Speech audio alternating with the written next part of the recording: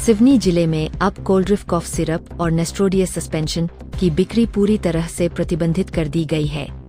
बच्चों में इन दवाओं के दुष्प्रभाव सामने आने के बाद यह बड़ा कदम उठाया गया है। मुख्य चिकित्सा एवं स्वास्थ्य अधिकारी डॉक्टर जयपाल सिंह ठाकुर ने जिले के सभी थोक और फुटकर औषधि विक्रेताओं को निर्देश दिए हैं कि यदि उनके पास ये दवाएं मौजूद है तो वे 24 घंटे के भीतर स्टॉक और पूर्व विक्रय की जानकारी स्वास्थ्य विभाग को ईमेल या हार्ड कॉपी के माध्यम से भेजें। डॉक्टर ठाकुर ने आम जनता से भी अपील की है कि यदि किसी बच्चे को ये दवाएं दी गई है तो वे तुरंत स्वास्थ्य विभाग को सूचित करें ताकि प्रभावित बच्चों का परीक्षण कराया जा सके।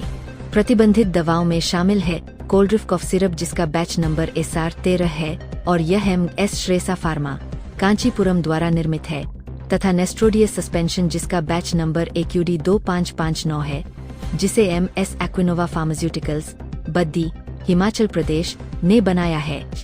अब स्वास्थ्य विभाग इन दवाओं से संबंधित सभी जानकारी और सैंपल की जांच में जुट गया है।